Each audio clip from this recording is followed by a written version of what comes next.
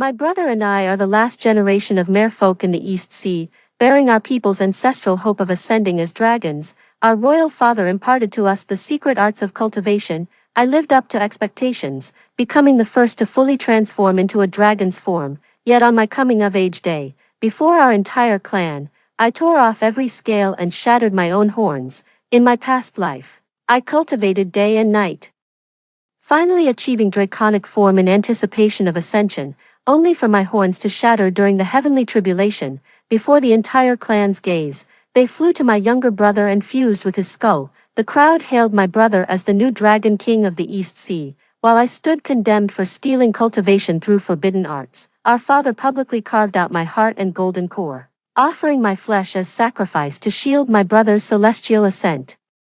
The divine lightning struck me down, scattering my soul and extinguishing my very existence. Even in death, I couldn't comprehend why the dragon horns I'd cultivated with my lifeblood would publicly acknowledge my younger brother. When I opened my eyes again, I found myself back on the day of the ancient rites inheritance. The primordial secrets flowed from our father's hands to me and my brother Xander, the golden radiance gradually fading from our bodies.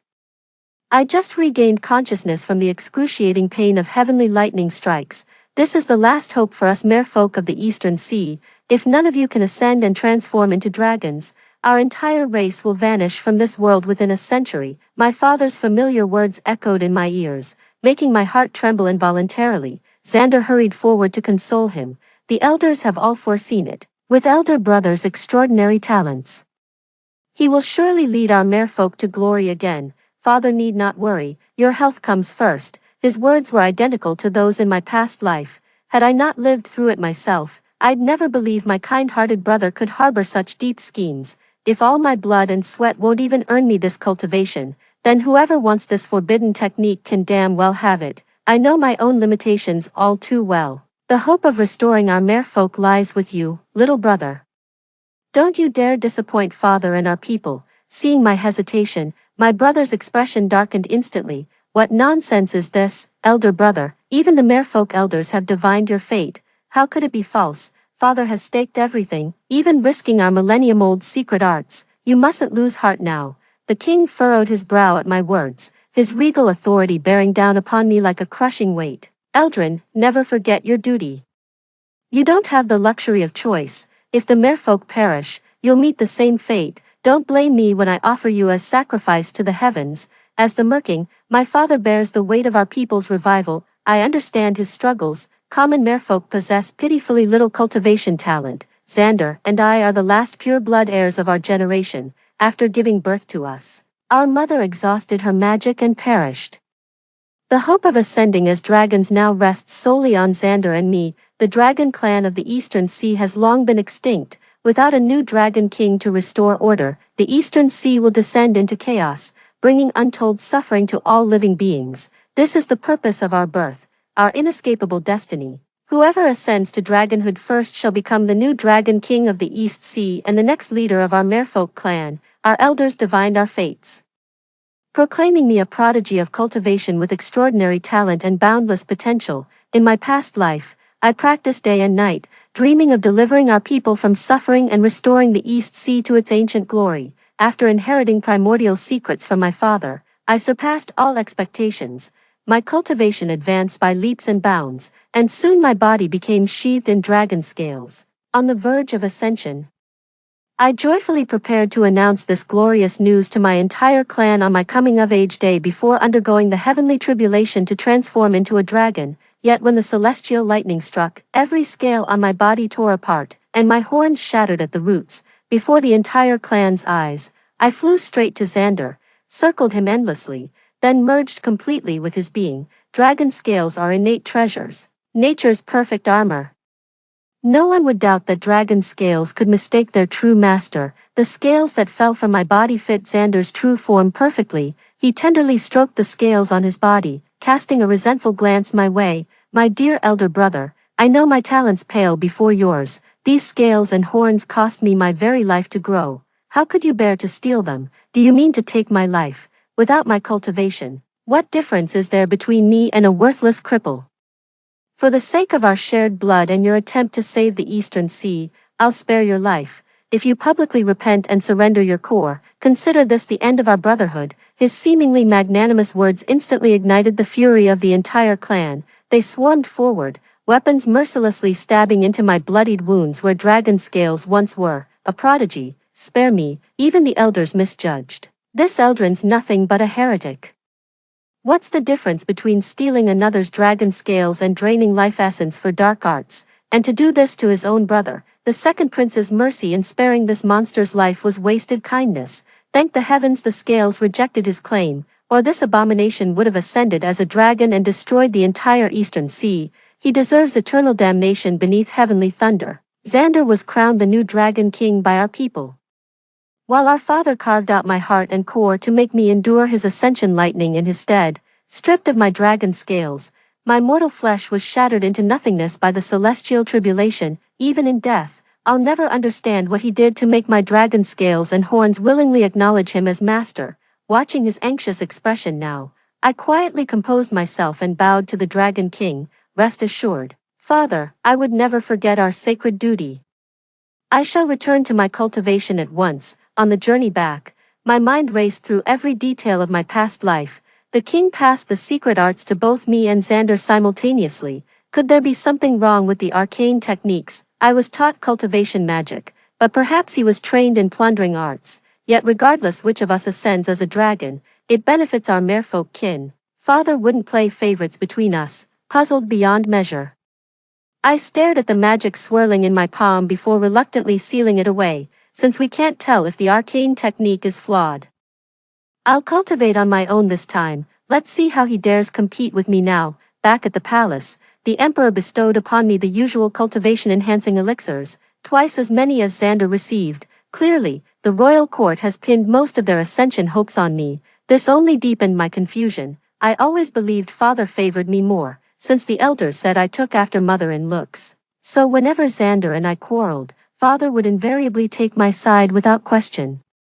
With father's clear preference, the clan had begun subconsciously revering me as the future dragon king. Only after our father-son feud in the past life did I come to realize the truth. He never loved me, nor Xander. His devotion was to the entire merfolk race, to the absolute power of the East Sea's sovereign. Whoever ascends to dragonhood through cultivation becomes his golden child. Both Xander and I were mere stepping stones in his eyes, tools for climbing the ranks and reviving our bloodline. After realizing this, I became suspicious of everything my father sent. Until I uncover the root of the problem, I won't touch those elixirs again. I stored the delivered elixirs, ground them into powder in an earthen jar, then poured the mixture into the sea. Sitting cross-legged on the bed, I began circulating the old cultivation technique I'd practiced before, though the progress couldn't match ancient secret arts. My exceptional talent kept the cultivation speed decent enough. As the magical energy within me surged and swelled, I finally ceased cultivation when faint dragon horns began emerging on my forehead. This time I didn't rush to continue practicing. Instead, I rose to sip some tea before stepping outside to clear my mind. Since I couldn't figure out how Xander stole my dragon horns, I deliberately lagged one step behind him in cultivation, with inferior magic power. Let's see how he steals anything now. I just stepped onto the street when suddenly a figure appeared behind me and yanked me into a dark alley corner. As I panicked and prepared to cast a defensive spell, I finally recognized the intruder. It was the elder of the merfolk. His weathered eyes scrutinized me up and down while he stroked his snow-white beard. "So you've only recently grown your dragon horns. I hear Xander has too." My heart skipped a beat. What an uncanny coincidence. Before I could ponder further, the elder asked suspiciously, "Your talent far surpasses his, yet your cultivation progresses so slowly. Did the Merman King withhold his secret techniques from you?" I shook my head hastily in denial and replied modestly, "You flatter me, elder. My brother and I share the same bloodline. Our talents are naturally comparable, and I wield the same arcane arts our royal father taught us." I expected further questioning, but the elder simply gestured and bestowed upon me a cultivation manual. "This relic was left for you by your mother. Examine it privately. Speak of this to no one." With that, he turned and departed, leaving me rooted to the spot in stunned silence. The cultivation technique mother left behind, then why wasn't it given to Xander? I tentatively practiced it once, only to be shocked as full dragon horns instantly sprouted from my head. dragon scales also began emerging across my entire body. Where on earth did Mother obtain this? The cultivation speed is terrifyingly fast. I didn't dare linger any longer and hurried back at a brisk pace. As I passed by Xander's chambers, I overheard the servants gossiping at the entrance. They say the second prince grew dragon horns in just one day, and now he's almost cultivated dragon scales too. My blood ran cold, freezing me in my tracks. Is the second prince really cultivating this fast? Didn't the whole clan say his talent was inferior to the crown prince's? Must be rumors, right? Rumor has it he claimed it himself. Though no one's seen proof, if even the second prince can grow dragon scales, does that mean the crown prince is about to fully transform? The East Sea is truly blessed by the heavens. How could this happen? But the elder just said Xander only grew dragon horns. The elder's words would never be false. Just as I mastered my dragon scales, news about Xander broke out. All this happened within half a day. Could this be a coincidence? The terror of having everything stolen by him in my past life still haunts me. Cold sweat drenched my body as my pupils trembled uncontrollably. Just as I turned to retreat to my chambers, I collided with my father who had come to offer congratulations. Eldrin, how fares your cultivation? Word has reached me that your brother has already grown dragon scales. His ascension seems imminent. You've always surpassed him in training. What of your progress now? My heart pounded wildly. Uncertain what role my father played in this affair. How much do you really know about Xander stealing cultivation powers? Lips pressed tightly together, he remained silent in the stalemate. Just as the Dragon King grew impatient and was about to reprimand him, Xander emerged from the palace. Father and brother came. Is this to celebrate my dragon scales? Why wait at the gates? He sidled up to me, draping an arm over my shoulder with feigned familiarity. But elder brother's cultivation has always surpassed mine. He'll surely ascend and transform into a dragon before me. When that day comes, I hope father won't disown me. Watching their father-son harmony, a wave of unease surged through me. I secretly summoned dragon scales beneath the hem of my robe. As expected, the newly grown dragon scales began thrashing uncontrollably the very next second. My chest suddenly tightened with suffocating pressure, retracting the scales. I excused myself by claiming illness and retreated to my chambers. Back in my room, I sat on the bed glaring at the fresh scales until my eyes burned crimson with fury. I just can't figure out where things went wrong. These dragon scales were forged using my mother's techniques. Xander knows nothing about this. Then why do the scales recognize him as their master now? If all my efforts were just to gift wrap these scales for someone else, I'd rather destroy them with my own hands right now. After peeling off my dragon scales one by one, I sealed away my mother's cultivation manual and returned to my old spells.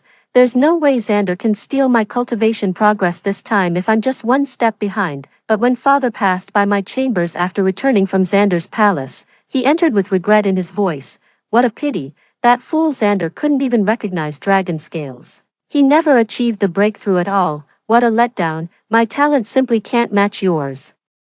How's Eldrin's cultivation progressing? A bone-chilling cold instantly seeped into every inch of my skin. I barely managed to entertain the king, and after seeing him off, I doubled back to the palace once more. I ransacked every corner of the palace, not even sparing the servants' quarters. The examination revealed nothing unusual.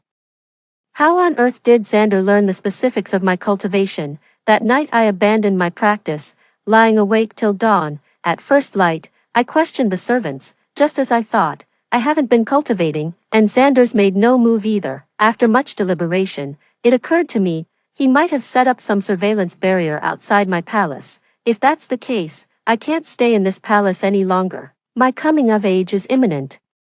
If I fail to grow dragon scales and complete my transformation now, my cultivation will stagnate forever after adulthood. That would truly be the end of our merfolk race. Though I was furious, I couldn't abandon my entire clan to their fate. Remembering the forbidden sanctuary my father had repeatedly warned us against, I resolved to undertake my seclusion there. Before departure, I kowtowed 3 times before my mother's gravestone, only to be suddenly sucked into a magical barrier. Inside, I saw a wisp of my mother's lingering spirit and beheld her true visage. I never believed it when others said so, but were truly like 2 peas in a pod, yet her features bore no trace of Xander whatsoever. Within the barrier lay a cultivation manual she'd compiled with her lifetime's worth of knowledge. Using it could conceal one's true power and physical form. Overjoyed at this discovery, I immediately tried practicing the technique as described. It worked perfectly. Not even a trace of my dragon horn's aura leaked out. Now only I would know exactly how far my cultivation had progressed. The moment I stepped out, the barrier shattered into nothingness. I breathed a sigh of relief seeing Xander had no chance of discovering me. After kowtowing 3 more times to my mother, I turned and stepped into the hidden realm. I didn't reappear until the day I came of age. Concealing my dragon form with my mother's techniques, I walked into the heart of the ritual. Then I overheard the excited murmurs around me. How's the second prince's training progressing? They're keeping it all hush-hush. Could he have already secretly achieved dragon transformation? Who knows, but it must be impressive, otherwise they wouldn't have waited until now to reveal it before our very eyes. My heart plummeted like a stone. A chilling aura radiated from his entire body. I barely held on until Xander arrived. My concealed draconic scales and horns began violently trembling at that moment. They practically yearned to tear free from my body and fly toward him. The king sat solemnly on the throne as Xander approached me with an inviting gesture. Brother, you're our clan's brightest hope to ascend as a dragon. After you, the heavenly thunder approaches. Surely your body must already be fully scaled. Despair completely engulfed me, my vision turning ashen. How utterly ridiculous all my desperate evasions must have looked. One heartbeat before the dragon scales tore free from my flesh in their frenzied escape. I dispelled the magic and revealed myself, then shredded every last scale before the entire clan. Then I swung my sword and severed the draconic horns from my forehead. An agonized roar tore from my throat as sweat drenched my entire body. Xander jumped in shock, pointing at the scattered dragon scales and exclaiming, "Are you insane? What the hell are you doing? If I can't have it, then no one will." My sudden movement sent the entire clan into a panic. Blood splattered everywhere, drenching the hair of the nearest merfolk until it clung together in wet clumps. My father was the first to react, instantly leaping from the dais to stand before me. He sought to cast a spell, desperate to undo what had just transpired, but it was already too late, having attained my draconic form. I stood at the threshold of Ascension, my magic now far surpassing that of my father, who for years had failed to complete his own dragon transformation. All he's doing now is just shutting the stable door after the horse has bolted. Blood gushed continuously from my mouth, the wounds from torn dragon scales staining my entire body crimson. The Dragon King struggled desperately, even at the cost of his millennia of cultivated power, yet in the end, my scales remained unhealed. The dragon scale fell before the entire clan, withered and rotted in moments, then was swept away by the tide. The Dragon King lost control, roaring at me in fury. "Eldrin, you wretched beast, what have you done? Why would you betray me like this? Do you mean to destroy the entire Eastern Sea? What wrong did the merfolk ever do to deserve such vicious vengeance? How could I have spawned an ungrateful wretch like you?" His roar carried immense magical power. "I've just lost my dragon scales and horns, along with all my cultivation. Now I'm just a frail mortal shell." The magical shockwave forced another mouthful of blood from my lips. I collapsed onto the ground, too weak to even catch my breath. The clansmen who'd once pinned their hopes on me to revive the East Sea now glared with venomous hatred. Were it not for my father standing before me, they'd have torn me limb from limb. Curse this abomination, heaven itself seeks the ruin of our merfolk clan. He was our most gifted dragon ascendant. After centuries of cultivation, he finally achieved draconic form. These heavenly thunderbolts must be his doing. Why would he bring this upon us? Those were genuine dragon scales. I saw them clearly. How many generations has it been since a merfolk achieved dragonhood? Even the immortal lord who ascended centuries ago only grew a single pair of horns. Doomed. We're all doomed. The merfolk are finished. The eastern seas will perish. This must be demonic instigation. The crown prince was never like this before. His prolonged disappearance. Surely some evil spirit has possessed his form. I beg your majesty's discernment, before the entire clan. Extract the crown prince's soul and reveal his true form. Let us face extinction with clarity. Expose whoever conspires against our people. Not even the cycle of reincarnation shall spare the culprit. Watching those once familiar, caring faces now turned against me in accusation. Turned from allies into enemies, I actually laughed. How ridiculous indeed. I fought tooth and nail to save our entire clan, yet all they cared about was their own survival, never sparing a thought for mine. To them, It probably didn't matter whose body bore the dragon scales or who achieved the Ascension, as long as one became the clan's savior, the other deserved to be trampled into the mud. No one cared what I'd been through. Just like in my past life, no one believed in my innocence. The moment they saw my dragon scales appear on Xander, the entire clan crucified me on the pillar of shame. They lashed at my soul with relentless fury, their curses bent my spine, torment my flesh. With the same fervor I saved our entire clan, as I was sent to endure the heavenly thunder in Xander's stead. The very people I vowed to protect were crowning him Dragon King. My agonized screams drowned in their jubilant cheers. My brother Xander sat upon the dragon throne, his foot crushing the core of my heart. The dragon scales I'd cultivated shimmered with blinding silver light upon his body. Fortunately, this time he bore no dragon scales. What I cannot possess, he shall never claim. The king's eyes burned with such fury that they seemed to weep blood. He stood before me, panting heavily as he hurled accusations, yet I remained silent throughout. It wasn't that I refused to speak, I was simply too exhausted. The mystic realm was never meant for cultivation. Every single day in there demanded 3 times the effort I'd expend in the East Sea. I neither ate nor slept, pushing myself beyond exhaustion. Against all odds, I managed to grow my dragon scales and return before coming of age, only to tread the same doomed path as my past life. When the Dragon King realized he'd get no answers, fury nearly consumed his reason. Before he gave the order to execute me, I finally spoke up. My dragon scales are gone now. So it's all up to Xander. He must have trained relentlessly these days, hasn't he? The moment these words left my lips, Xander froze completely, his eyes widened in sheer panic. The king turned his head, suddenly remembering he had another son. With barely contained anger, he spoke in a hopeful yet humble tone. My good son, my dearest son, how fares your cultivation? You wouldn't follow your elder brother's path, would you? Quick, reveal your true form to the clan. The heavenly tribulation still lingers. It must be here for you. Our merfolk lineage is blessed with profound fortune. We shall not fall, never. His words sounded like a lie, whether to himself or to everyone else. The entire clan's gaze converged upon Xander. Beads of sweat dripped from Xander's forehead in panic, yet not a single dragon scale appeared. Watching his flustered expression, I couldn't help but laugh. This was the first time since my rebirth that I laughed so freely and joyfully.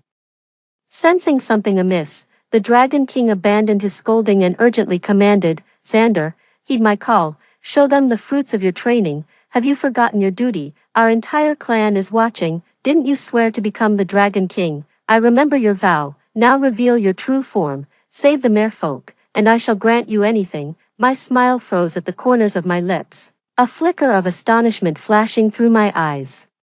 So father had already promised him the Dragon King's throne. No wonder in my past life, no matter how hard I tried, Xander always ended up as the Dragon King. I even suspected Xander had secretly mastered some forbidden arts. He's practically my age. How could he possibly have mastered all this? Looking back, I suppose father must have gathered these for him. Father always publicly reprimanded Xander when we were young, yet he treated me with nothing but kindness. Deliver all the elixirs to my residence first. I once thought he was showing favoritism toward me. Only now do I realize he was merely keeping me at arm's length. A father only disciplines and educates the child he truly cares for. As for me, what I look like doesn't matter in the slightest. All that counts is obediently serving as a tool to save our people. When the time comes and I'm gone, all the credit will go to Xander. I couldn't understand it before, but in that hidden realm, I finally saw the truth. Xander clenched his teeth in stubborn silence, refusing to reveal his true form until the very end. The king's patience wore thin as he finally cast a spell before Xander, forcing his transformation. When Xander's true form was unveiled, it remained entirely black, just an ordinary merman after all. The entire clan let out a collective wail. A pitch-black merman? You must be joking. Even newborn merfolk have at least some horns. What in the depths is he?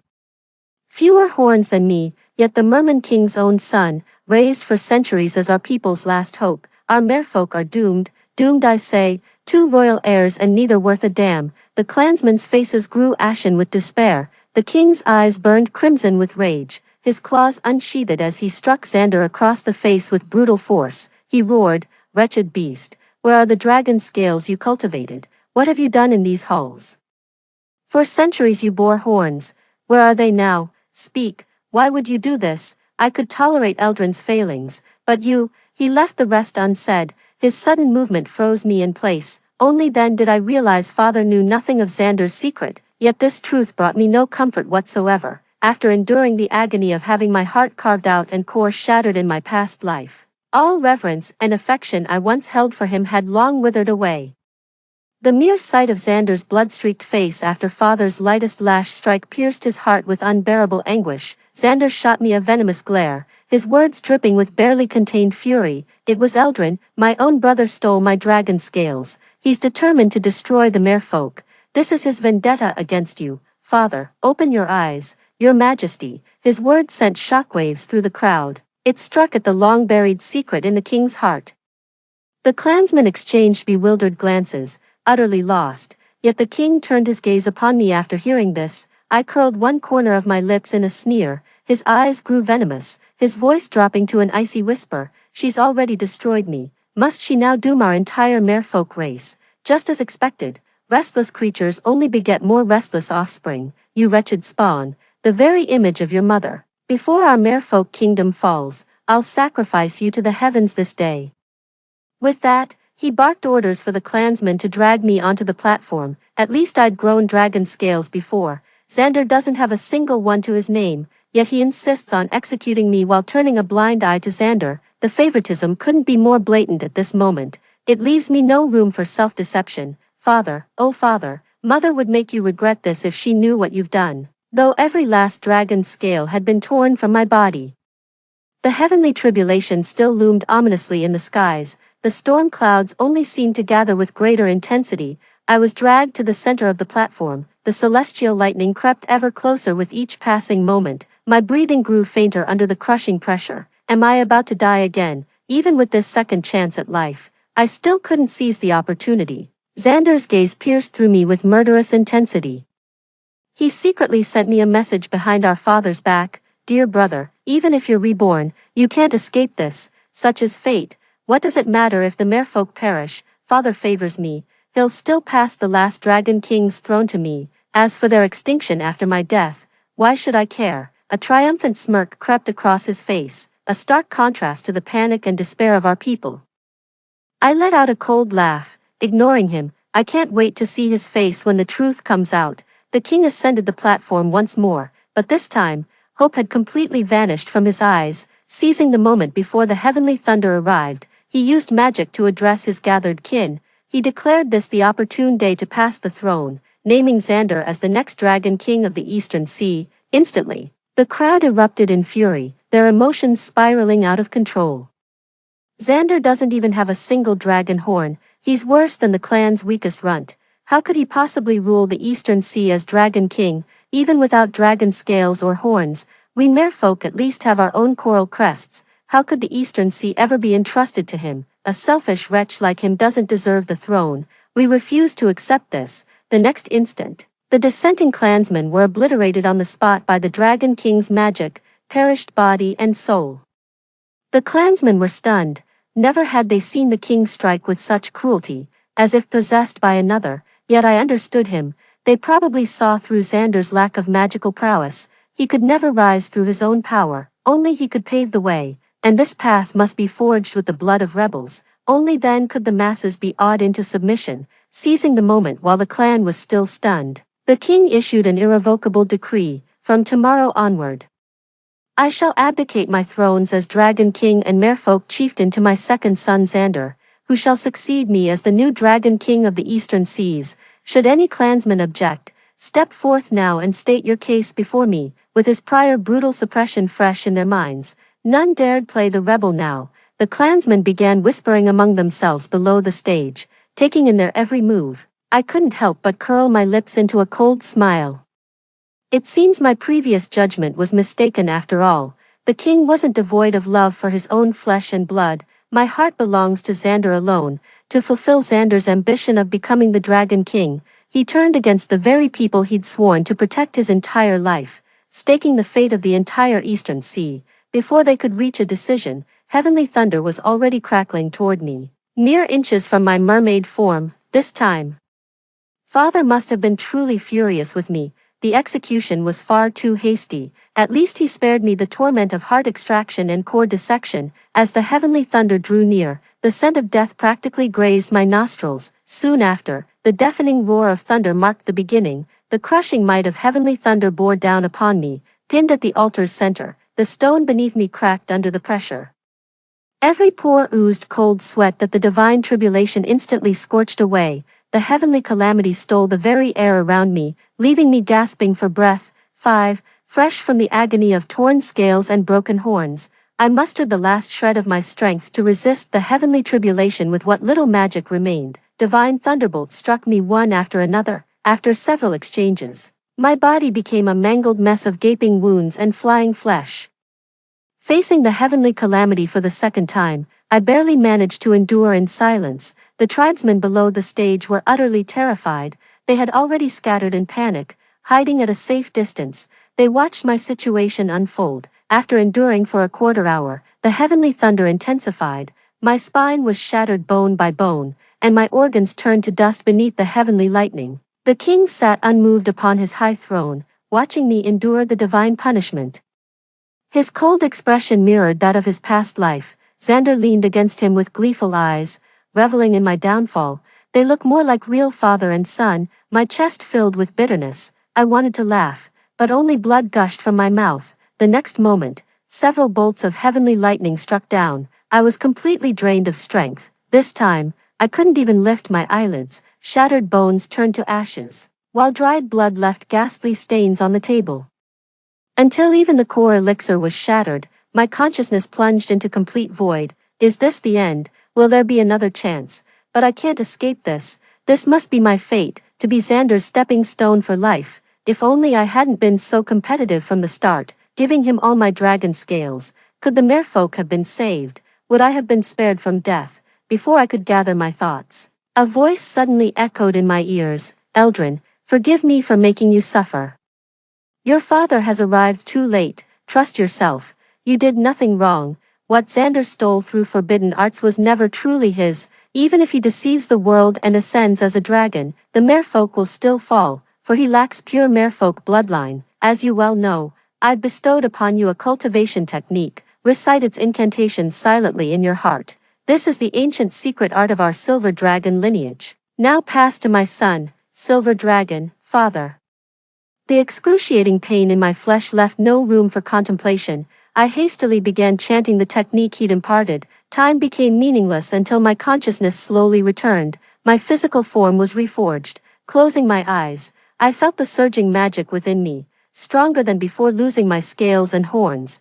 As joy overflowed from my chest, when every inch of my body was clothed anew in flesh, I slowly opened my eyes. To my astonishment, gleaming silver dragon scales had regrown across my entire body. Mother stands beside me now, facing the king in silent confrontation. No, I should call him the Merking now. The cultivation manual father gave me contained fragments of his memories. Only then did I realize, the Merking wasn't my birth father. It was the silver dragon deity all along. This is likely the true reason why the Merman King despises me. My mother never died. She fell in love with the ancient silver dragon deity, attained immortality through dual cultivation, and ascended to the celestial realm. My mother possessed greater cultivation talent than the Merman King. Fearing her solitary ascension, the Merman King forced a marriage pact to preserve their bloodline. In the end, my father rescued her from this fate. Consumed by fury and disappointment, Mother severed all ties with the merfolk. The Merman King set his terms, forcing my mother to leave me in the East Sea by threatening our entire clan. Alone and unable to escalate the conflict, my father had no choice but to comply, yet he left a trace of his essence upon me, keeping watch over my well-being from afar. After taking me in, the Merman King concealed my true identity while seeking to restore his people's glory through my silver dragon lineage. He publicly declared me as his son, probably believed celestial lineage would enhance cultivation. To convince the clan, he kidnapped a fairy during the chaotic celestial banquet, and together they bore Xander. He then revealed my true identity, claiming his wife had borne him 2 sons. The celestial maiden gave birth in the East Sea, but was discovered by the heavenly emperor who sent forces to capture her. Knowing she would never return, She secretly left Xander a forbidden technique stolen from the upper realm before vanishing completely into the East Sea. This forbidden art remained unknown to the Merfolk King. Known only to Xander himself, thus began his later theft of my dragon scales. The forbidden celestial arts eluded the Merman King's detection, yet my father recognized them at a glance. After Mother's ascension, her cultivation remained unstable. He'd been preoccupied with guiding her practice, leaving little attention for me. My rebirth was only possible through the wisp of divine consciousness Father had left within me. Fortunately, both Father and Mother arrived just before my life was extinguished.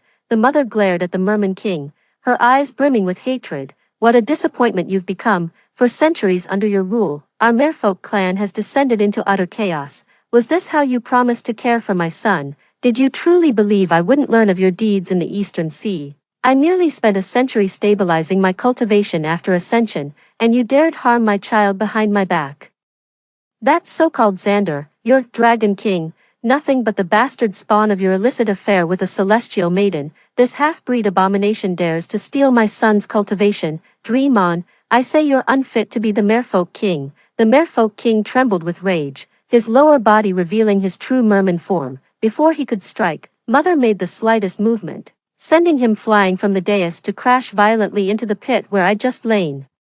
Mother's expression turned grave, her voice icy. Long time no see, Shocke King. Should I expose your bastard origins and past scandals, or would you rather confess them yourself? The Shocke King's face turned ashen, remaining silent under his mother's oppressive glare. After a long pause, he finally forced out, "Don't you dare slander me. Everything I've done was for the Eastern Seas." No sooner had the words been spoken than Xander's horrified face in the distance transformed into his true form.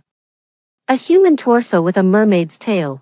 By all appearances, it was some kind of hybrid creature. His mouth had just opened in a scream when someone silenced him. I thought it was Mother's doing, yet she smiled tenderly, her gaze fixed straight upward. Following her line of sight, I spotted a silver dragon circling in the sky. Mother explained that since Father was playing chess with the Heavenly Emperor today, only a wisp of his spirit could descend. But it's more than enough to deal with the Mermaid King. The ancient silver dragon's oppressive aura left everyone gasping for breath. In an instant, the entire clan stood frozen in shock at the scene before them. Mother's expression turned icy as she confronted the Mermaid King. For the sake of the Eastern Sea, you'd let this vile creature become the Dragon King. You don't know, do you? Before her death, that celestial maiden cast a forbidden heavenly curse upon him. He stole all my son's cultivation. Those dragon scales, if not torn off by my own hands, would forever belong to this abomination. She turned slowly, her piercing gaze falling upon the panicked Xander. How does it feel, wearing the dragon form my son cultivated with his life? Today I'll make you pay tenfold. She swung her arm violently. Xander let out a blood-curdling scream, his flesh burned in raging flames, until nothing but bleached bones remained, until reduced to ashes.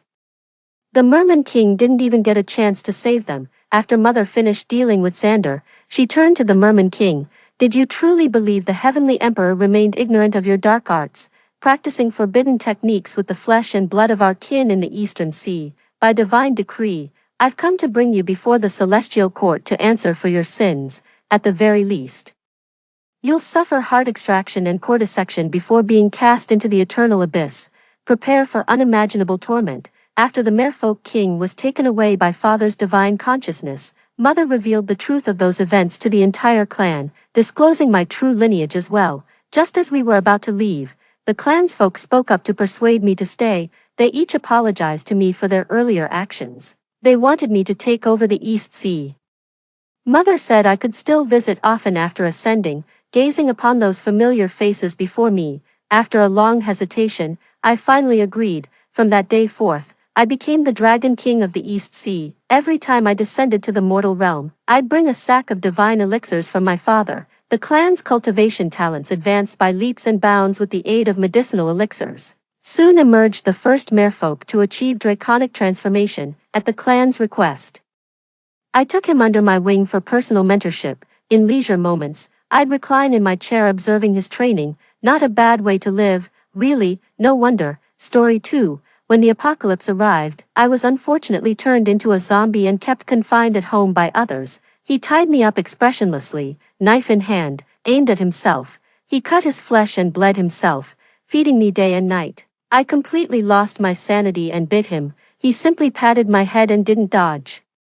The moment his tears fell, I was reborn, back to before the apocalypse. I lay flat, hoarding supplies, sticking to him unusually closely. "Come over to my place on our birthday," I suggested. He coldly refused. With tears in my eyes, I pleaded, "Please, I'm begging you." When the birthday finally arrived, the apocalypse struck, and I dressed in new clothes I had bought especially. "Liam, I'm your birthday present. Do you like it?" Liam's eyes were somber, his response cold and distant. "Get lost."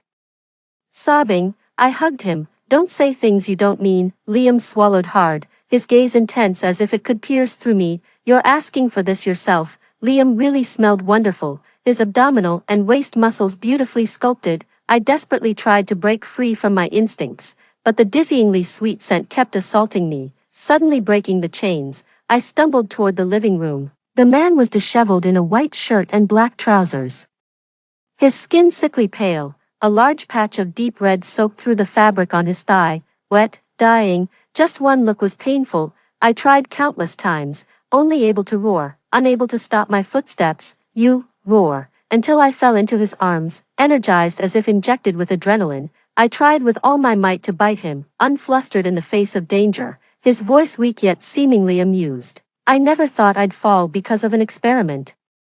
The buzzing in my ears was deafening. I wanted to cry but couldn't. He fed me with his own flesh and blood, yet he hadn't eaten for 3 days, and the house was stripped of food and water. In a daze, I remembered the early days of the apocalypse. We had fought over a bag of cucumber-flavored Pepsi chips. He loved that flavor, yet he never mentioned it. "Damn it, who asked you to sacrifice yourself to feed me? Are you mad?" I never knew I had such power, to exhaust him to the point of submission. When my sharp teeth sunk into his neck, the sweet and warm taste burst forth. I wanted to cry but couldn't help but take a bite. He groaned, enduring the pain, his trembling hands slowly reaching up to stroke my back, patting gently as if to comfort a child. So fragrant, two chaotic and sharp consciousnesses battled in my mind. He was in pain. It felt good. His hand suddenly caressed the top of my head, trembling and tenderly kneading. "Good, you've eaten enough. I'll be with you." Despite his pain, he was terribly afraid of pain when he was a child. My mouth was scalding hot, my mind increasingly muddled, tears falling along with the gushing blood. "Liam, you damn lunatic, madman." When I opened my eyes, the enticing scent of meat that was once fatal was no longer present. The bedroom was cozy, filled with dazzling sunlight, and the ceiling was pure white. After confirming my rebirth, I was ecstatic to the point of unashamedly crying. Damn, no more being a zombie. How could I not be happy? This surprise, like a heavenly gift, was like being reborn as a top tycoon's prized possession, effortlessly set to win. I glanced at my phone. It was October 1st, 2022. There were 7 days left until the end of the National Day holiday and the onset of despair. I had ample time to prepare and stock up, easily making it through those hopeless days. All I needed to do was wait for rescue. And Liam, fighting back tears, I excitedly dialed Liam's number. "Beep, sorry. The number you have dialed is currently unavailable," I sniffed, understanding that Liam hadn't missed my call. He had deliberately rejected it. I grabbed a tissue, wiped my tears, and then looked down at Instagram. Sure enough, Liam had sent me a message. I decided to contain my eagerness and sent back a crying emoji. "Me, Liam, I miss you." Liam was typing for a long time. Then nothing showed up, and it switched to him recording a message. I played the 3-second voice message. His voice indifferent and distant. "Evelyn, what madness is this?" Wailing. That 3-second voice message, I could cherish for 3 years. It was my fault for being immature and not appreciating Liam. Liam was wonderful. From childhood, countless girls lined up to give him love letters. Tall and handsome, with unprecedented looks, and even his academics were top-notch. Liam was not just extraordinary. He never paid much attention to ordinary folks. In other words, a lifelong bachelor. Liam currently worked at a certain research institute and was reportedly involved in an important confidential project. Though I didn't understand it, it seemed impressive. I used to secretly compete with him. Whenever he was involved in an important project, I would work overtime like mad. I would post motivational messages visible only to him on social media. Late night, coffee plus work. Hard work pays off. Sunny, JPG, damn, why even compete, after 10 days of overtime. Leaving work at 10 every night without earning a dime extra, having been reborn, I've come to a realization, sincerely deciding to just lie back and be a salted fish, which isn't so bad, well-fed and sticking close to Liam. There's something to look forward to. I cleared my throat pretentiously and sent him a gentle voice message. Liam, wait for me at home. Isn't it our birthday in a couple of days? I've prepared a surprise. Yes, we were born on the exact same day. I used to curse this coincidence as fate, but now I only feel a sweet sense of destiny. After packing the essentials into my large suitcase, I picked up a dirty bag from the living room table. After taking a big bite, the taste moved me to tears. As a zombie, I never knew what I was eating. It was like a dog eating dirt, purely instinctual. I hailed a cab and sat in the back, furiously scrolling through various online shopping sites and placing orders. As I was typing replies, yes. Confirm the orders. I need to prepare some fan giveaways. Yes, expedite all of them with express delivery. Once I arrived at Liam's suburban mansion, my eyes welled up with tears. My goodness, how many supplies do we need to fill this place? How many years would it take for the two of us to consume all this? It's great to have money. After paying the cab fare, I smoothly changed the address to Liam's home. Having grown up with Liam as childhood friends, I was confident. I couldn't believe that if I shamelessly showed up at his house, he would actually turn me away. No way, I was absolutely sure of myself. What are you doing with your suitcase? In a hurry to collect your own body, Liam opened the door, dressed in home pajamas and rectangular silver-framed glasses perched on his nose. My eyes still teary and almost dry, I stared at him, speechless. So handsome. Why hadn't I noticed how attractive he was before? I must be craving him. Perhaps a lingering habit from my past life as a zombie. Looking at Liam's broad shoulders and narrow waist, he seemed irresistibly delicious. I felt like biting and licking him, but without breaking the skin. Liam glanced at me indifferently and nonchalantly asked, "You, surprise?" I nodded hastily in response. "Your birthday gift is me. Do you like it?" Liam frowned slightly, every frown still so beautiful. "Wherever you came from, go back there." He then made a move to close the door. I quickly reached out to stop it. Men, I must admit, your tactics of playing hard to get have indeed caught my attention. After the apocalypse, you were so good to me, sacrificing your own flesh and acting selflessly, and now, suddenly shy. Well, I guess I'll just have to expose your little game. After squeezing through the door of Liam's house, I blinked pitifully at him and shamelessly opened the door wider to drag my large suitcase in. "Evelyn, what mischief are you up to now?" he asked, slightly narrowing his eyes and adjusting his glasses, his expression unclear behind the lenses. I bit my lip. "Liam, there's something I need to tell you," Liam responded lightly. His tone slightly teasing. A shiver ran down my spine as I hesitated, chewing over the words I wanted to say. I've been fired from my company." Liam's smile was ambiguous. 10 times of unpaid overtime in a month, and they still fired you. Your boss really must be clueless. I sobbed in agreement. Exactly. Actually, I resigned voluntarily. They want the horse to run without feeding it grass. I couldn't take it anymore. The mental pressure was overwhelming. Being alone at home every day made me feel life was bleak and unbearable. "I was hoping to stay at your place for a while," Liam frowned and hesitantly asked, with an air of jest, "Am I that useful?" "Oh, so useful, indeed, very useful." Liam paused, avoiding my persistent gaze, and added nonchalantly, "If you're sick, you should see a psychologist." I looked up at him, intending to feign a blush of a shy, secret crush, but before I knew it, I actually blushed. It turns out, liking someone is truly hard to hide, and moreover, Xuan Q. This person is just too pleasing to the eyes. "Liam, over all these years, I've been restless and sleepless for you, coming to your city, snatching your cucumber-flavored chips, and even posting moments visible only to you. All of this was just because I like." Liam sighed with a hint of resignation and said softly, "Stop making things up. Come in." I'm not so heartless as to turn away a poor little thing and have to listen to so much insincere chatter. Not insincere though, but...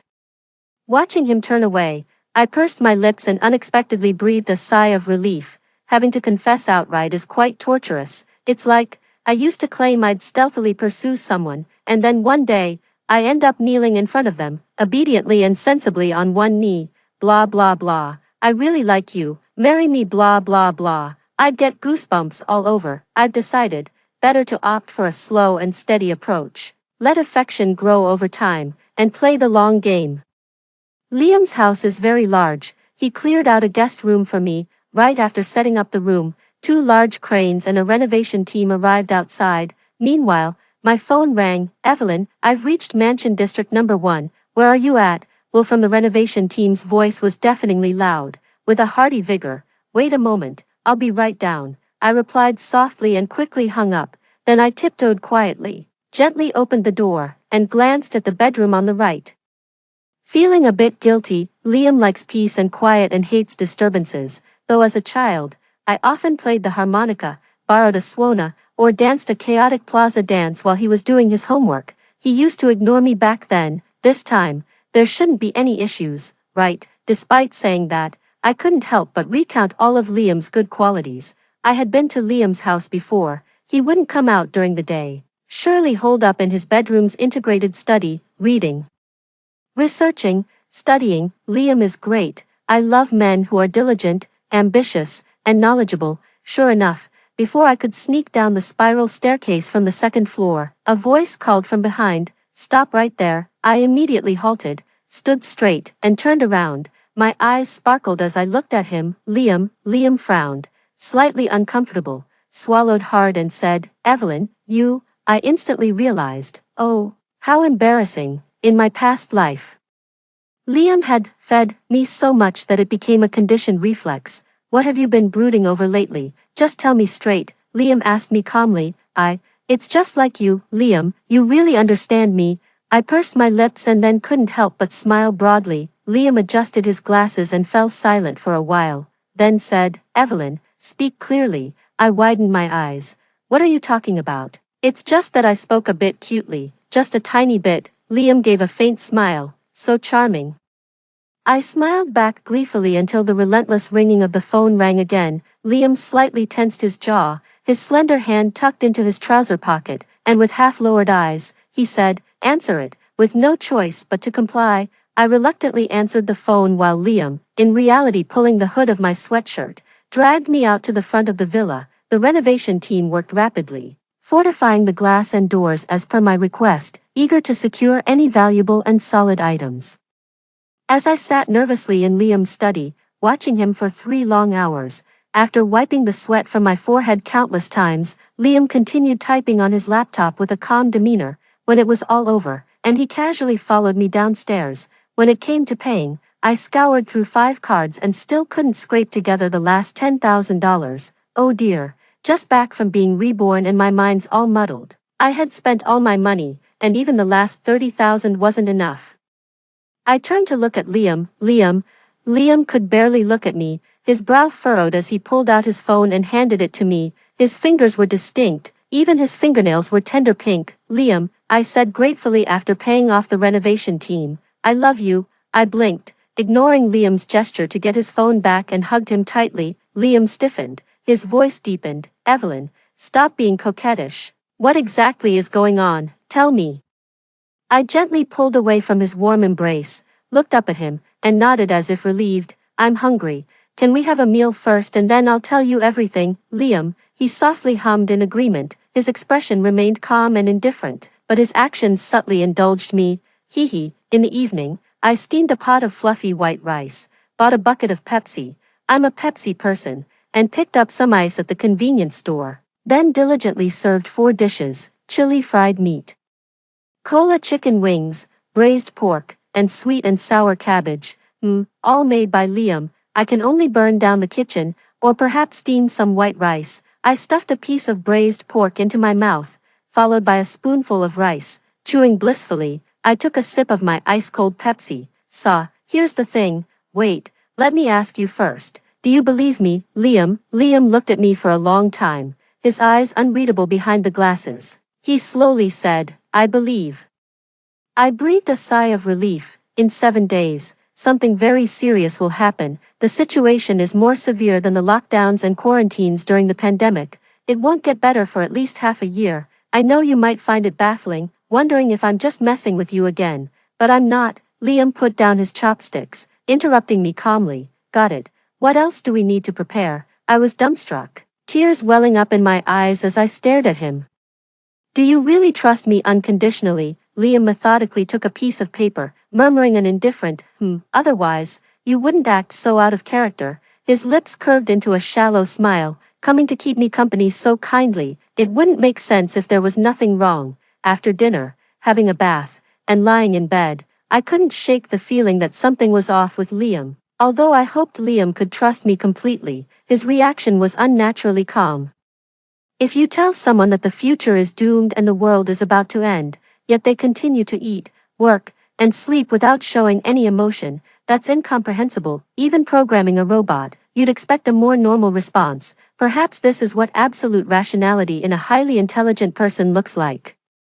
Thinking this, I refocused on the essentials. Stockpiling and eating were more important. The next day, I planned to continue my massive shopping spree, using Liam's card. Of course, he had given it to me willingly. This morning when I woke up, he had handed over all his savings to me, keeping only a few thousand for himself. He also informed me, without room for argument, I need to make a trip to the institute. I'll be back in 5 days. Hearing this, I panicked. I didn't want to let him go.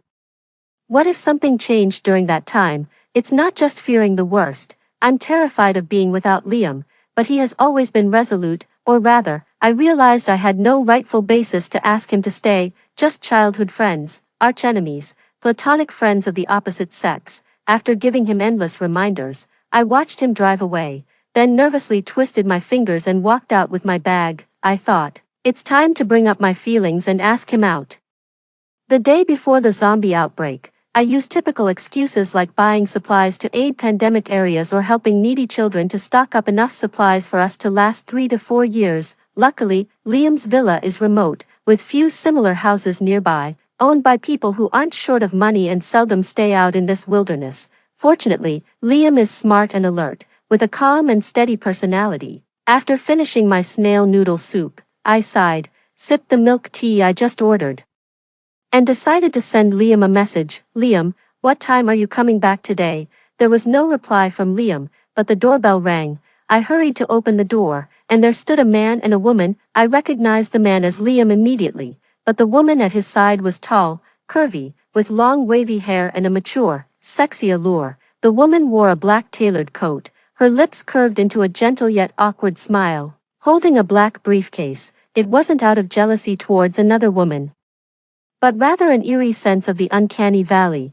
Too perfect and too uniform, she seemed. With an unflinching demeanor, she smiled at the audience, a smile that, if observed for too long, could chill one's heart and provoke an inexplicable hostility. Even though her smile was dangerously charming, yet, even when she nodded at me and seemingly casually surveyed her surroundings, the curve of her lips remained incredibly steady, as if programmed, hidden beneath a facade that didn't match her soul.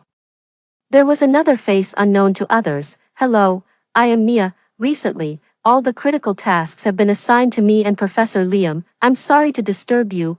I have often heard Liam mention. The woman was speaking when she suddenly smiled thoughtfully, glancing at Liam. It's nothing, really. Despite the abrupt stop, her manner of halting was quite natural. After the formalities, the three of us walked together into the house. I couldn't quite read Liam's expression behind his glasses.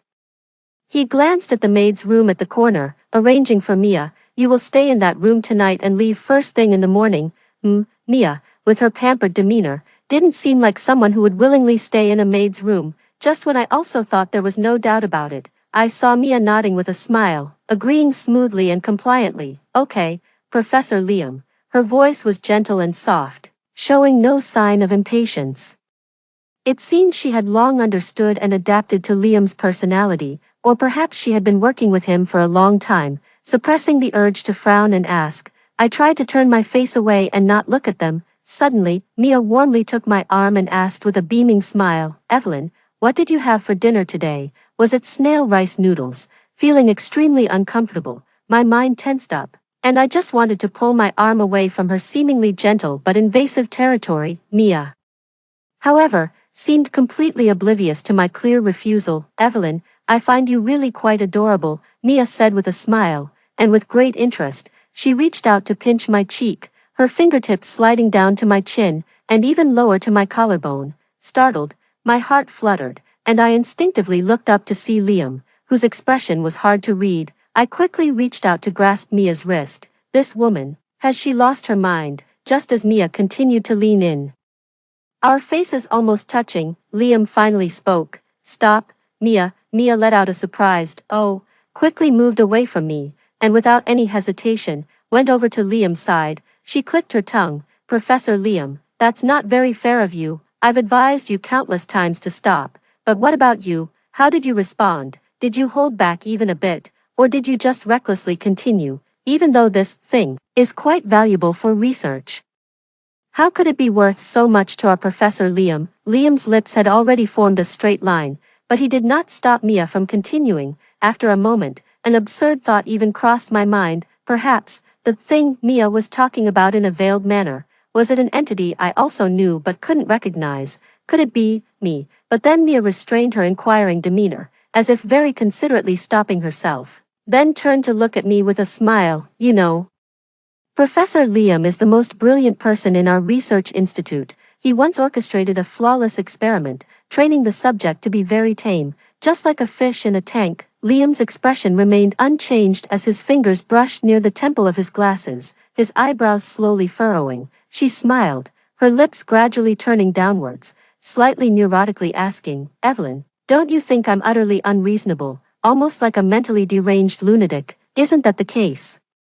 It's okay, no one will trouble you, don't mind what others think. I searched for words but could only muster a few comforting phrases. Mia furrowed her brows. Do you really think I am? I remained silent, twisting my expression, subconsciously wanting to reply politely, about to nod, but Liam let out a soft laugh. I immediately dared not move. To move further would be impolite. When I looked up, his distinctly jointed fingers were just removing his glasses, revealing the eyes hidden behind the lenses. His pupils were light, long-shaped, with dense lashes, soft and smiling, as if amused by my reaction. He placed his glasses on the table beside him, lowered his long lashes, and asked softly, hungry? Honestly, I wasn't, but since Liam had asked, how could I not feel a bit tempted? I helped him wash the vegetables in the kitchen, while he skillfully chopped and stir-fried them. His knife skills were excellent, his movements flowing seamlessly like water, as if he had been a seasoned chef for decades. As for Mia, by the time we served the dishes, she was already sitting neatly at the dining table, waiting eagerly. I'm really looking forward to Professor Liam's cooking, Mia said. I pursed my lips silently, and eventually, I couldn't help but let out a scoff. Sister, what exactly are you here for? Hearing this, Mia raised an eyebrow and glanced behind me.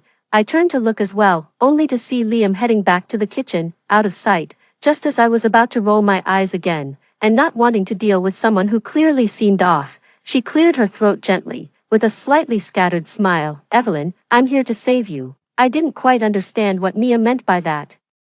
When Liam came out with the dishes, I looked towards Mia again, but she refused to speak. Throughout the meal, I curiously and confusedly glanced at Mia multiple times. She just kept her head down eating, occasionally giving Liam a cryptic smile. What's with the mysterious act? Having one enigmatic, sharp-tongued, and highly intelligent person in the house was enough, and now there was another, a beautiful woman who didn't seem quite right either. It all seemed very risky to me. Fortunately, it didn't look like Mia was fond of Liam. When someone has feelings for another, it's hard to hide, and Mia, all she radiated was, oh no, I'm going to cause trouble, come and stop me. Oh, you can't catch me. A master of deception. Liam excused himself to go back to his room to research data, and I decided to retire early. Lying in bed, the thought crossed my mind again. Could it be that Liam had accidentally played a part in the unfolding apocalypse? What was he trying to say during the day?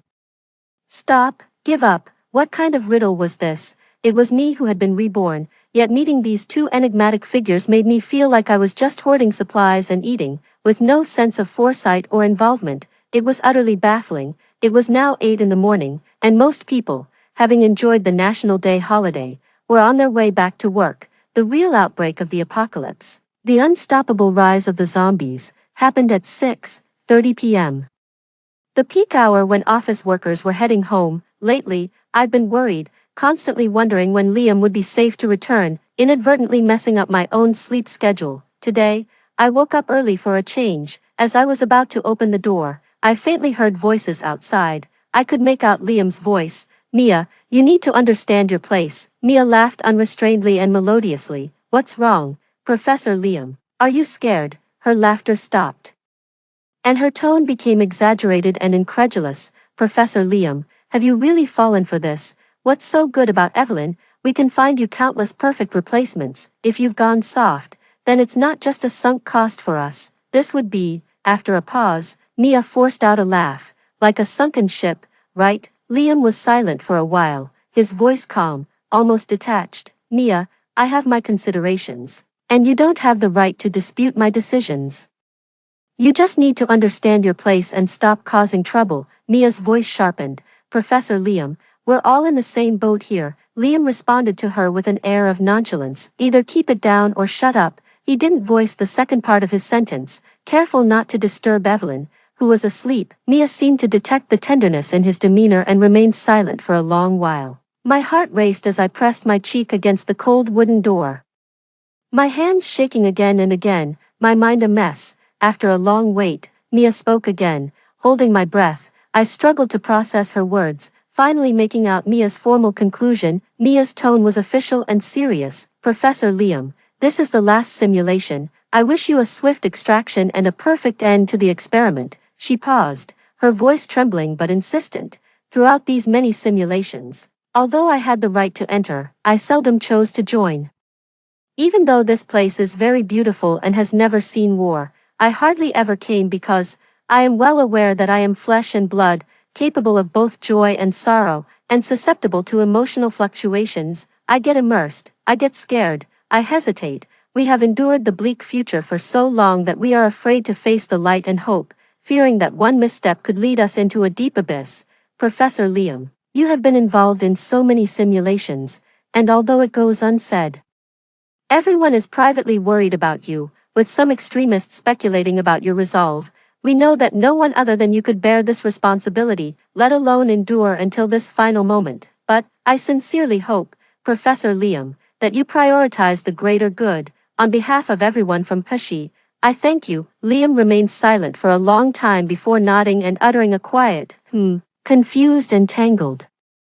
I couldn't figure out what kind of secretive research Mia and Liam were discussing. At breakfast, my gaze shifted back and forth between Liam and Mia. Liam looked calm, betraying no flaws as he sipped the porridge with his eyes lowered, his slender fingers occasionally stroking the rim of the ceramic bowl. Having sparred with Liam for so long, I knew him well. This was a small gesture he made when he was upset. On the other hand, Mia looked back at me with a smile. "Can't bear to part with me. Get lost." Mia laughed tenderly, annoyance revealing a bit of sweet triumph. "Do you like this style of mine, number sister? Don't disgust me." Mia continued to tease me. "Then which style do you like?" As she said this, she subtly glanced at Liam. "Ha," I boldly pressed on. "I like Liam, the Professor Liam style." Liam's hand trembled slightly. "Luckily, I caught that precisely." "Ha, you little thing. Admit it, man, you're just fascinated by me."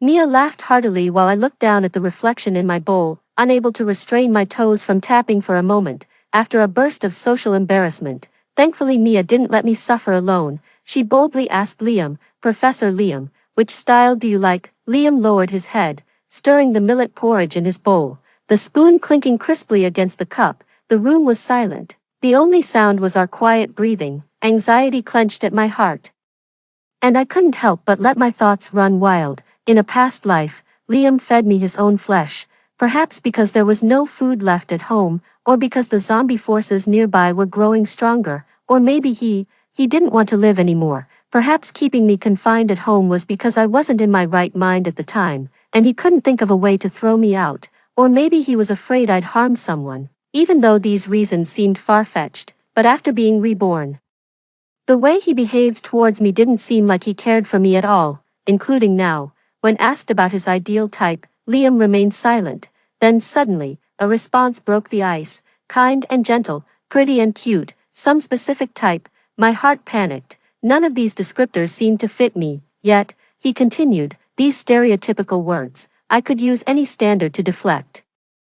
Moreover, fitting these impressions doesn't mean I would like someone, actually. His voice trailed off as he took off his glasses and his gaze fixed on me. As long as I like someone, no reason is needed. His expression was serene, with a hint of teasing smile on his lips. Damn it, he's completely charmed me. His words spurred my restless heart. I didn't have the energy to care about their secretive discussions anymore. After breakfast, Mia excused herself early, asking Liam to give her a lift before she left. That was too much. Liam remained silent, glancing towards me. The question in his eyes was clear. I couldn't help but laugh, waving my hand. Go on, hurry back. I'll be waiting at home for you. I have a gift for you tonight. It's not a confession, is it? Mia hit the nail on the head. Liam calmly, without a word, said to Mia, let's go. Mia smiled and continued to me, Evelyn, I wish you live happily. I returned the smile, thinking, how could I not be happy with her leaving? From now on, it would just be Liam and me, together. After they left, I stuffed the dishes into the dishwasher. After tidying up, I rushed into the bedroom, pulled out the new outfit I bought, a thin, light pink jumpsuit with a pair of fluffy bunny ear bands. I had mustered up the courage to buy them a few days ago. Tonight was our shared birthday. Shouldn't I prepare an interesting birthday gift? Anything less seemed insincere, especially with the apocalypse nearly upon us. Such worldly and superficial things really lacked sincerity. I can be Liam's birthday gift. In the morning, after Liam returned from dropping off Mia, he went straight to his bedroom without a word. I tried my hand at cooking at noon, considering that we'd rarely use an open flame in the post-apocalyptic life ahead. Caution was paramount. Admittedly, the dishes didn't look very appetizing. I messaged Liam, come down for lunch. It took a while before he replied, not eating, busy. I asked, what are you busy with? Liam was typing for a long time, then suddenly asked, Evelyn, what if one day, you realize this world has deceived you? I was momentarily stunned. I typed to ask him, so, would you lie to me? Liam was silent. I lowered my head, picked up my chopsticks, and took a bite of the sweet and sour pork ribs. They weren't very tasty. I looked up towards the second floor, towards his firmly shut bedroom door.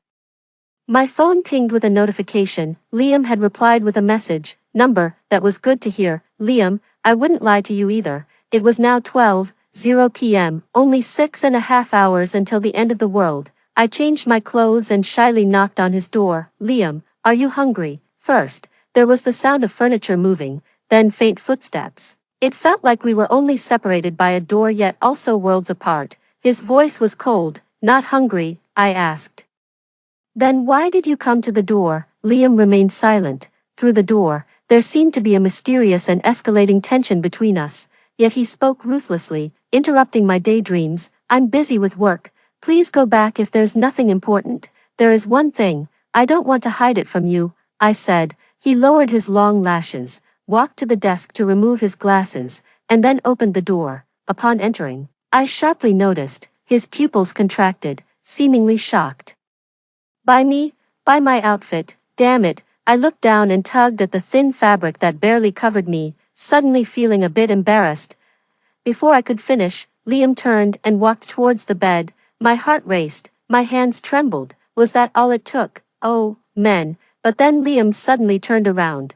I ran into his solid chest as he was rubbing his forehead. Suddenly, I was wrapped in a soft duvet. I curled up like a dumpling, tossed onto the bed by him, lying despondently next to it.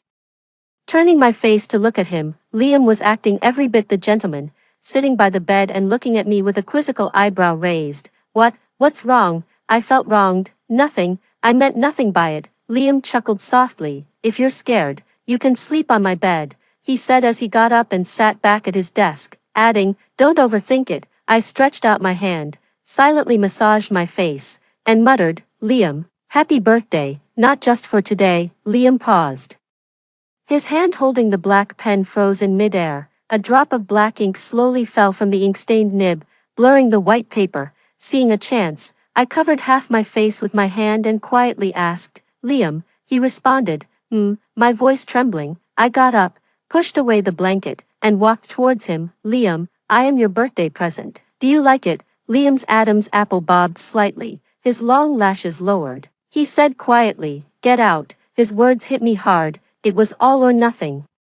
I stepped forward, wrapping my arms around his hand that was holding the pen. His wrist was pale and beautiful, the blue veins pulsating with a potent force. Liam, don't say one thing and mean another. I twisted my waist, avoiding the desk, and sat on his lap. With my other hand, I gently touched his lips, looking into his eyes, earnestly pouring out my feelings. Liam, I like you, my lies, my secrets. I can tell you everything. But don't worry. Those past experiences have shaped me into someone who loves you deeply. Liam's breathing grew heavier. Only after removing the barriers of his glasses did I see that his pupils were shallow, tinged with coldness, unnecessarily aloof. Take, for instance, Mia's smile. But it didn't frighten me, because I saw in them a flame ignited for me, so intense it could drown me. He sighed deeply and suddenly pulled me closer. I shifted my position to face him directly, holding him tightly, boldly. I lifted my chin and rested it on his shoulder. The temperature of his skin was scorching, as were the emotions fueled by the blazing fire. This year, I, Evelyn, am 26. I received my favorite birthday gift, Professor Liam. He's mine now. In our kiss, all his stress seemed to vent out, his voice hoarse by my ear, with a hint of gritted teeth. You asked for this. What did I ask for? The soul or the body? It doesn't matter, Professor Liam. I can give you all these chips, by chance. He thought I was asleep from exhaustion and unusually stayed close by my side, holding me tight, whispering by my ear, Evelyn, you're mine, right? Yes. I didn't move my lips to answer, feeling too tired, my mind dizzy with all sorts of messy thoughts about Professor Liam. It wasn't a spur-of-the-moment thing, but a long-held scheme. Whenever my thoughts calmed down, at all times, I remember that scene. He calmly raised the knife. I panicked, wanting to close my eyes, to dodge, but couldn't control my already rigid limbs. What followed was him feeding me with his flesh and blood. Actually, I very much want to live, even if I had turned into a zombie at that time. Perhaps it's because the people who gave birth to me abandoned me at the village head, and a group of elders from the village took care of me, feeding me a mixture of what little they had. Growing up in inferiority and evasion, I tried my best to get into university, broke into the top 500 companies, and nearly starved because I refused to comply with hidden corporate rules. Having finally made it this far, now able to afford enough food, how could I not want to live? I want to live. I must live. Struggling and tumbling through life, having my physical needs secured. The emotional void within me grew deeper and darker. Once I obtained what I desired, everything else within easy reach in life seemed bland and uninteresting. There was a time when I became depressed and paranoid, but Liam offered me a hope that was both magnificent and eerie. To cut flesh and feed blood, he truly was a madman. At that moment, I desperately swallowed the blood slipping down from his wrist. I could no longer consciously realize that I had fallen in love with the person before me. Even though I was acutely aware of the flaws in the world, I grew up as an orphan who survived on the charity of others. How could I have such a privileged childhood friend? Liam, next time you fabricate an identity, could you please make it more believable? My hunger for life and nourishment turned into a stepping stone for love, driven by his seductive offer of flesh and blood. Humans always lack what they crave, yet crave endlessly. I couldn't refuse this precious and pathological offer. I was willing to pay the highest price and give my whole heart. To hell with the apocalypse, to hell with the zombies, to hell with being reborn. I want to be with the person I love most, forever and ever. Professor Liam went to take a shower. Professor Liam woke up a bottle of red wine. He pulled the curtains tight, then opened them again, seemingly conflicted by the moonlight outside. Since the apocalypse fully descended, the moon had gradually turned blood red. Now the signs were beginning to show again. He sighed softly, murmuring under his breath. A few broken words spilled from between his lips, which I caught. He said, she too. What is she too? I racked my brain but couldn't understand. What exactly was he hiding from me? The name, she too, is believed by those under its protection to mean a land of hope found amidst ruin and dust. All this originated 100 years ago when the apocalypse arrived. The world underwent a massive change. Zombies roamed everywhere, and humanity was displaced. That day that tore apart the light, October 8, 2022, at 6:30 p.m., marked the end of the National Day holiday and the first day back at work for many. It was also the peak hour for office workers returning home. Suddenly, a devastating zombie plague erupted, and humans, once at the top of the food chain, became coveted prey. Zombies brought widespread biting and attacks. Zombies brought death and despair. Zombies came incessantly. They decimated the majority, and those who remained struggled to survive amid a blood-drenched world and ruined landscapes. Over time, the survivors naturally gathered together, thus creating She-2, and their unified goal was to eliminate all zombies and reclaim the human homeland. Over the past century, countless people sacrificed their lives in this cause, and within 2 years, zombies were nearly unseen, just as they were joyously sweating and gritting their teeth to build a new world. In a small city long devoid of human life, they encountered a zombie king protected by thousands of zombies. This zombie king, once human, had long lost his reason and was probably just more well-fed than the other lackeys. What did he eat? They were bodies that had once experienced a full spectrum of emotions, mostly young, just out of middle or high school or recently weaned from their mother's milk. They cried uncontrollably. Their youthful, collagen-filled faces filled with terror and innocence. The older generation, having endured the historical hardships of consuming tree bark and wet soil, with hands calloused from toil, would protect their children before allowing themselves the luxury of tears. Some watched helplessly as their own offspring abandoned them, closing their eyes in deep sorrow. Those devoid of reason cannot comprehend the past. They are driven solely by hunger and greed, devoid of self-awareness. When humanity triumphed in this utterly predictable war, for a moment, tears and laughter filled the air as everyone, dazed, embraced the strangers beside them. They had survived. Being alive suddenly became something worth celebrating, a concept unimaginable to those from a century ago. According to historical records, 100 years post-apocalypse, all zombies were eradicated except for the zombie king, who could not be defeated by any military strategy. Essentially, the zombie king was nearly indestructible. However, on another level, this presented an unparalleled research opportunity. Thus, they removed the brain of the zombie king and handed it over to Sue, the most brilliant and determined young male professor. The lab records indicate, Zombie King, record number, 1, gender, female, identity, unknown, age at zombification, approximately 26. Professor Liam was entrusted with the research, conducting simulated reality experiments.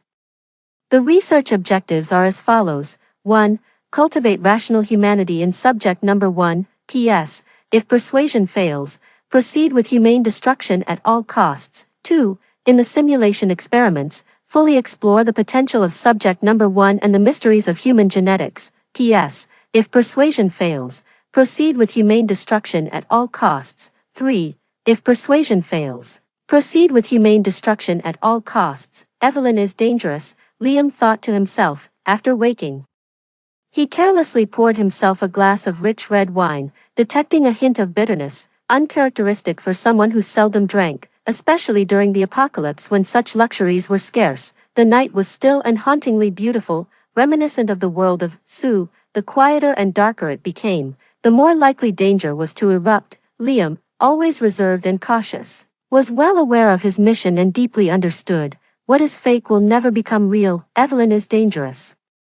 Looking up at the silver moon painted in dark blue ink, a phrase suddenly flashed through his mind. He didn't want to face her, to flee from her, yet he couldn't bear to leave the simulation world after just 6 days. She had sent him numerous messages, and in one of those messages, she said, Evelyn, the moon is beautiful tonight. Liam replied, Evelyn, I like you, blushing cat emoji, JPG. Liam, with a faint smile, thought to himself, the moon is indeed beautiful tonight. But she remains dangerous. Subject number 1 is an anomaly and should not exist. Yet, before entering the simulated world experiment, he had never anticipated his own day of uncertainty. Mia, too, probably had similar concerns, confronting him early the next morning, attempting to appeal to his emotions or gauge his stance.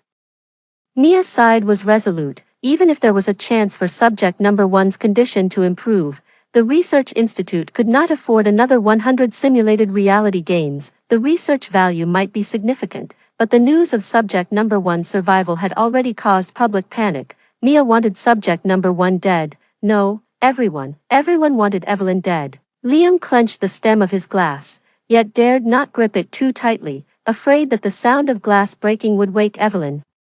He turned his head and looked down at Evelyn, who was deep in sleep on the bed. his unobstructed light eyes carrying a hint of coldness. After a long moment, he smiled vaguely, as if to say, "What's there to test?" He was always alert, always keen, always just so. Evelyn was dangerous. Number one was an anomaly, not meant to survive.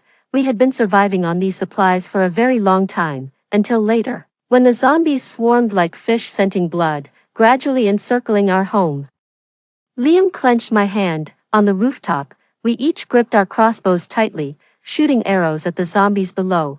But it was merely a drop in the bucket. The mass of zombies, reeking of decay, broke through to the rooftop, rushing towards us. The rescue helicopter hovered overhead, circling without lowering a ladder. Liam remained silent, merely turning his face towards me with a slight smile. He wasn't wearing glasses.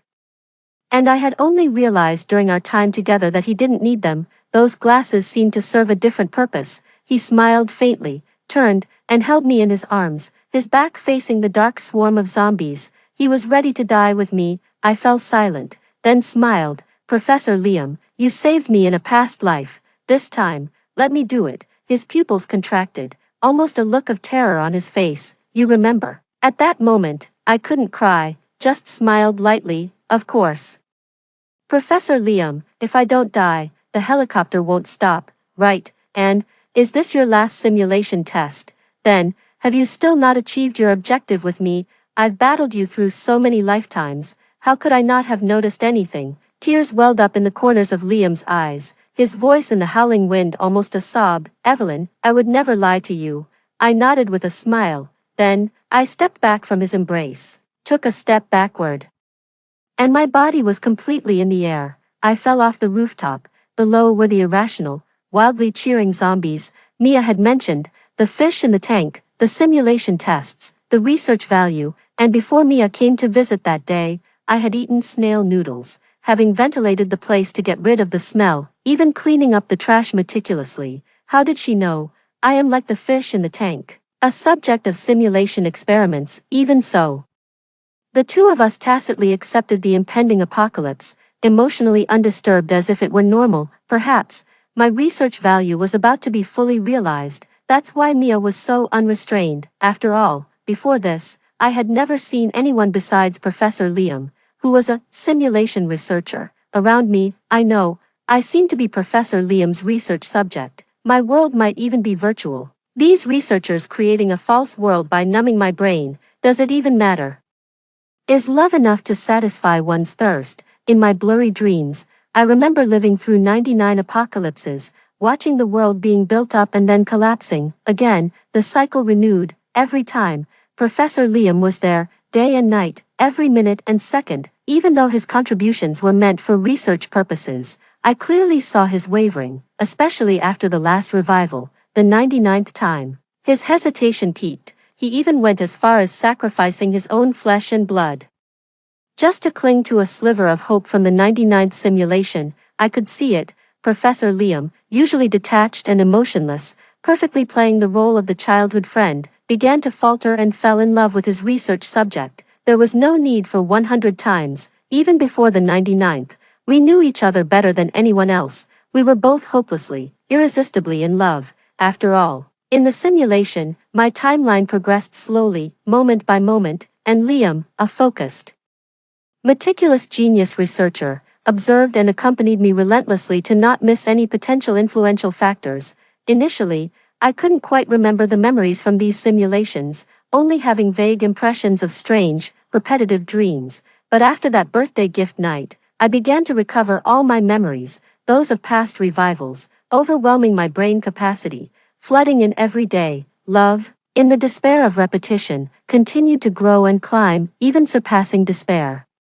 It was only natural, right? My Professor Liam, research archive on Zombie King number 1, across 100 simulation experiments. Initially, number 1 preemptively realized the plot was unreasonable and killed Liam 5 times during transformations. After adjusting the settings, Professor Liam fully committed to the simulations, and as number 1 grew up, he actively helped Liam 5 times. Midway, number 1, playing the role of the childhood friend, Liam blocked fatal transformation injuries 52 times during the apocalypse. Later, with Liam's help, The real transformation date was delayed, with the longest record being 1 month. Liam blocked fatal transformation injuries for him 36 times. In the final phase, Liam tried to alter number 1's original plot setting and experimented with a different approach 2 times.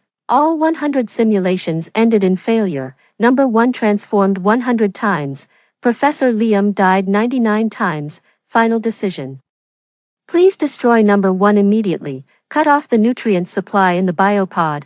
Eliminate the risks completely. Researcher Liam submitted an application to continue the virtual simulation experiments, specifically requesting continued research on number 1 as follows. Number 1 is number 1, Evelyn is Evelyn. In the simulated world, number 1's performance has surpassed most humans. And as the lead researcher, I strongly disagree with the above final decision. Request denied.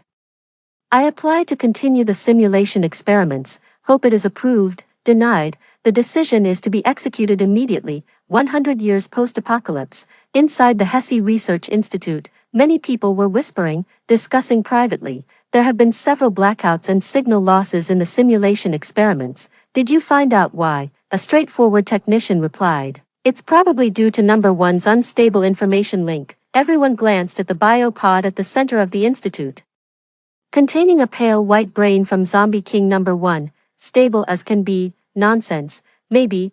It's puzzling. Let's go. Tom, come with me to dismantle and repair it. I don't want to go. We're simply out of our depth here. Fixing it would take at least 12 hours. If Professor Liam were here, he'd have it sorted in less than 3 hours. Miss Professor Liam so much. What's so special about subject number 1 anyway? With our rapid technological advancements and quick urban reconstruction, the research value of the Zombie King number 1 isn't that crucial anymore, is it? A chorus of complaints filled the air as everyone was virtually calling out for Professor Liam. Some were even resentfully questioning, why stop the experiments that Professor Liam had been working on for so long just when they were starting to show some results? Someone remained focused on the task at hand, asking, the link seems stable though. What's the real reason for the blackout? Mia, a person in the know, remained silent. The glasses serve more purposes than one might think. They actually connect the projection signals. Removing the glasses equals breaking the seal equals invisibility. We certainly can't have the esteemed Professor Liam live streaming some unsavory scenes involving invisible beings, can we, as someone privy to insider information? Mia felt a mix of emotions. Since the simulation experiment concluded, it had been a full fortnight since Professor Liam had last visited the Research Institute. He was constantly at odds with the higher-ups, stubbornly trying to revoke the final decision to destroy the project. Yet, every attempt was rejected. What is love, really? Fortunately, she hadn't participated in the simulation. A month after the simulation ended, Liam stepped through the doors of the institute once again. Many greeted him respectfully, and several female researchers were particularly attentive. Liam walked past them, nodding indifferently. In his slender fingers, he clenched a stack of rejected applications, with an approved application on top. Approaching brain number 1, he reached out his pale hand and gently caressed it through the transparent membrane of the biocapsule. A researcher nearby asked, Professor Liam, are you sure you want to proceed with the final destruction protocol? Mia, a veteran at the institute, stood by lazily, her long wavy hair draped over her lab coat. She looked nothing like her gentle simulated world counterpart. Strong and authoritative, she stirred the pot with a mischievous smile, urging, Professor Liam, go ahead, don't hesitate now.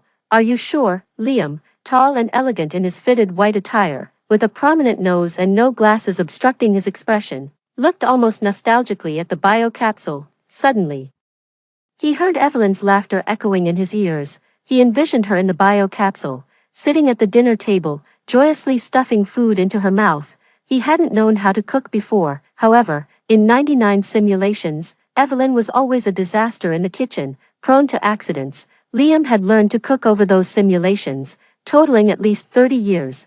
Thankfully, Evelyn loved it. After finishing her meal, Evelyn burped unapologetically. She then hurriedly looked up, resting her chin on her hands, shy yet bold, and asked, Liam, do you like me? You wouldn't lie to me, right? Liam's original answer was, number. In the real world, his colleagues, persistent as ever, asked him again, Professor Liam, are you sure you want to proceed with the final destruction protocol? Liam, lips pressed together, wanted to smile like her but found himself unexpectedly teary-eyed. He stared intently at the biocapsule, surrounded by well-connected tubes, and whispered.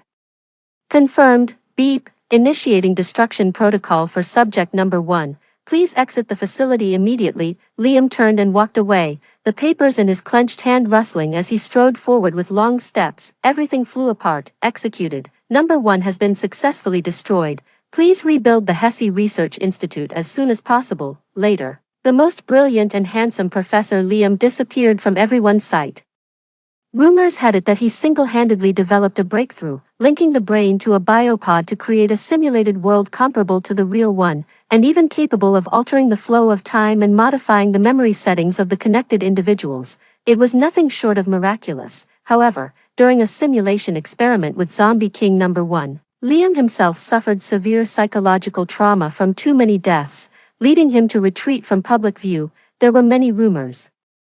Was his talent exhausted, revealing flaws? Was his true nature exposed, leading to his dismissal? Was he heartbroken, infatuated with a fictional character? When the staff at the Hesse Research Institute heard these, they could only laugh. A genius like Professor Liam, who had reached such a pinnacle, how could he possibly regress to the point of retreating? It was simply stunning. Those who had the fortune to be colleagues with Professor Liam were also completely unaware. Only Mia, who seemed not so serious or normal, knew all the inside stories.